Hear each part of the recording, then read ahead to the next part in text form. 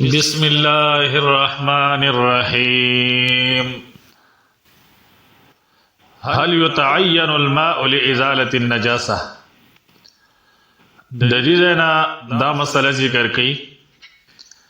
چې آیا د اوبو سره پاکي حاصلول دا ضروری دی او که د اوبو نه علاوه د نورو سيزونو سره هم پاکي حاصلې دي شي؟ فرمای هل يتعين الماء آیا مقرر دی اوبو لإزالة النجاسة لپاره د لری کولو د پلیتای ام یجوز یا جائز دی ازالتها لری کول د پلیتای بغیره سوا د اوبونا من المائعات د نرم سيزونونه چې د اوبو په شان نرمي وغيرها او د دین علاوه نور سيزونه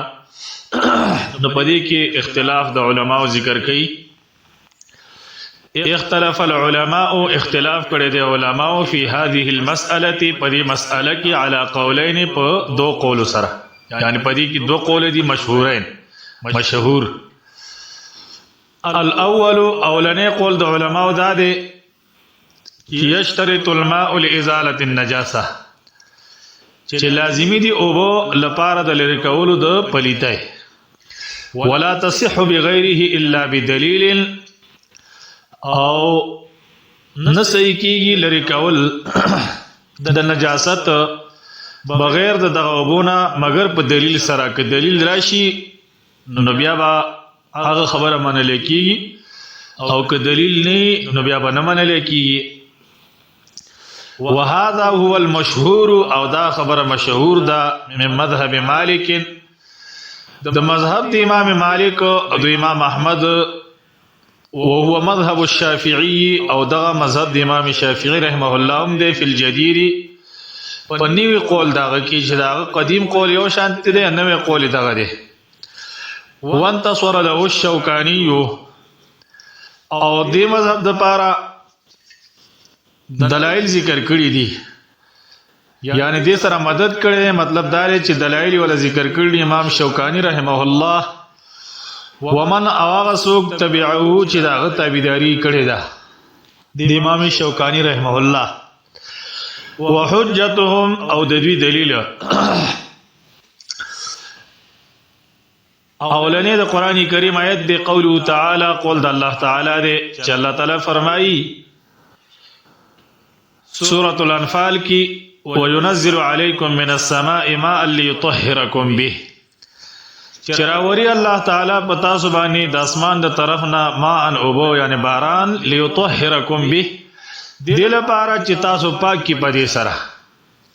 نو آیت کې الله تعالی د اوبو تذکرہ کړدا چې اوبو سره الله تعالی تاسو پاکي. وغيره او سوا د دینه من الادله الداله دا دلایلنا چې دلالت کوونکې دي علی طهوریت الماء په پاکوالی د اوبو باندې چې قران کې الله تعالی ذکر کړی دي یا په حدیثو کې هغه دلایل راغلي دي. دویم دلیل دا دی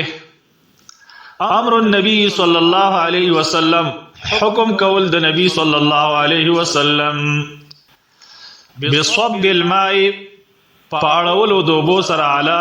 بول الاعرابی په امتیازو دا باندې چې باندې چې جمعات کې امتیازي کړی وي. نبی صلی الله علیه وسلم ورته حکم وکړ چې تاسو به واړوي، نو کچره بل یو سیس سره پاکیدل نبی صلی الله علیه وسلم به حکم کړی.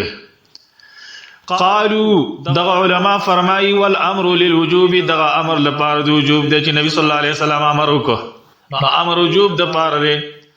فلا يجزئ بن جای کیږي نه کافی کیږي فی ازاله النجاسه پلر کولو د پلیتای کې غیر الماء سوا د وبونه. دریم دلیل دار امر النبي صلی الله علیه وسلم حکم کول د نبی صلی الله علیه وسلم لکه څنګه د حدیث د ابو ثعلبه رضی الله عنه کې راغلی دی حکم کول د نبی صلی الله علیه وسلم بغسل انیته وینځلو د لوخ د علی کتاب سره بالماء په بو سره چې روایت کې اوبر راغلی دی، لکه دا روایت بخاری او مسلم نقل کړي. سلورم قال الشوکانی امام شوکانی رحمه الله فرمائی الماء هو الاصل دا اوبو چې دي دغه اصل له بنیاد دی فی تطهیر النجاسات په پاکولو د پلیتو کې لوصف الشارع له د وجه صفت کولو د شارعنا د اوبو د پاره بکونه چې دغه اوبو طهورن چې دا پاکون کی دي فلا يعدل الى غيره پس عدول بنی کیږي او ردل بنی کیږي الى غیره سوا د اوبو تا الا مگر اذا ثبت کله چې ثابت شي ذالک دا عن الشارع د شارعنا چې یو سیز باره کې شارع نه نقل شي منقول شي چې دې سره صفائی راځي پاکی راځي نو بیا به پاکی راتلی شي و الا کدا سینوی فلا نو بیا پاکی نشرات لله لانه زکه دا عدول او لیدل عن المعلومی د معلوم نه کونه